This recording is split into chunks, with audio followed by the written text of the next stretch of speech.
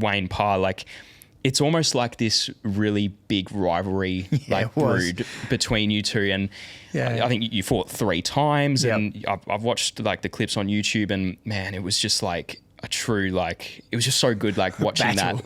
Yeah. Aussie and like, battle. Yeah. Like I just wanted to ask you like man. what that relationship, I guess, looked like, because obviously you're there, you're fighting each other, like you're punching each other in the face, but was there like kind of like a mutual respect, or was it just like, nah, I just want to beat you like in the ring? Like what did that sort of look like, I guess? It was funny. I think he won the first one, and we hadn't really talked much or anything, and after that I remember we talked and we were respectful after, and so all right, cool. And then after that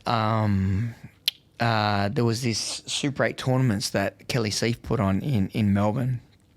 And it was just back in the day, like, and it was an 8-man tournament, and it was the first time they'd done an 8-man tournament like that.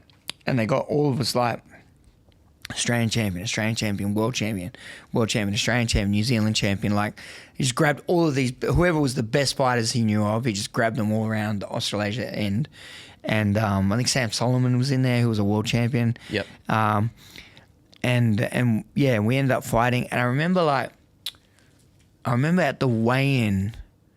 Yeah, I remember at the weigh-in, and I came in, and I'd been training in Thailand. I'd come back and I was training in Melbourne, and my hands were getting a bit better.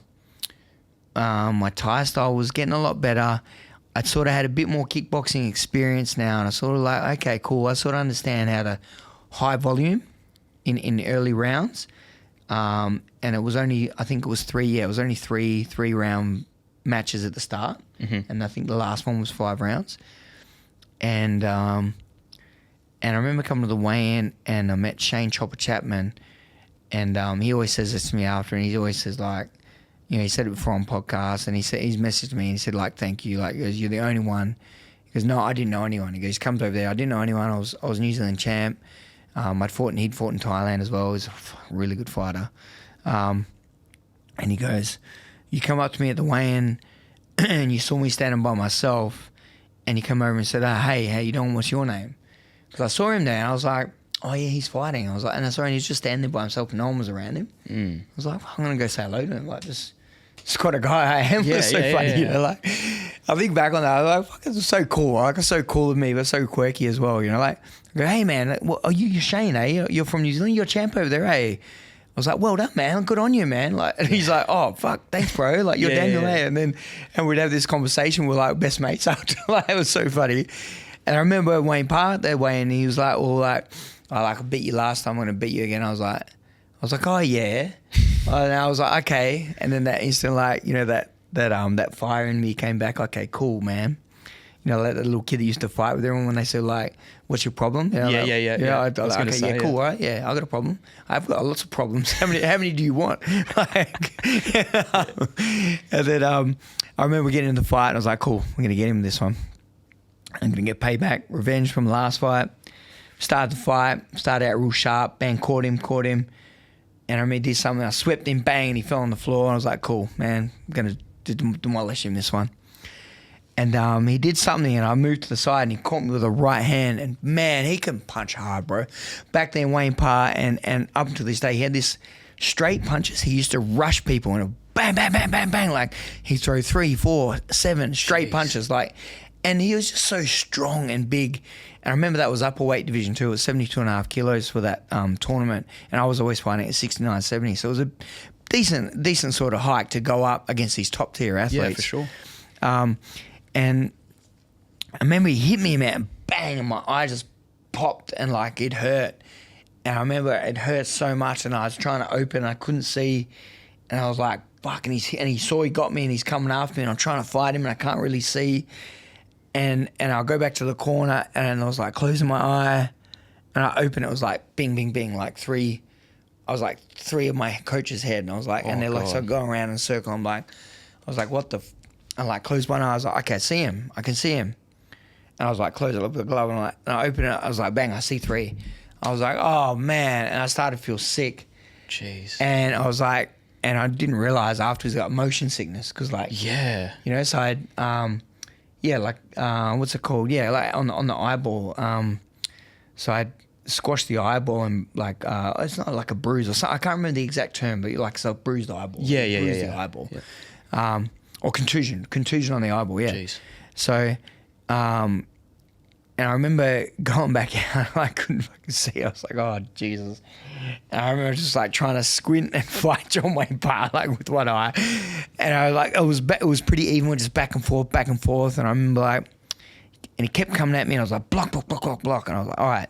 When he comes at me, I just got to time him and throw a fucking vicious head kick. And my left kick was wicked. I could just like lift my left kick up and go bang, like so fast because of Taekwondo days. And then you had a bit of Muay Thai, whip through it. Fuck, it was powerful. I remember the Thais used to say to me like, they didn't like getting kicked by me. And I was like, oh, wow, that's the best compliment ever. And I was like, and he come in, he rushed me. I was like, bang, head kick, boom, and down he went, 8 count. And I was like, yes. Come back to the corner. I was like, yes, we got to win this. And the round's over. And coach was like, yes, well done.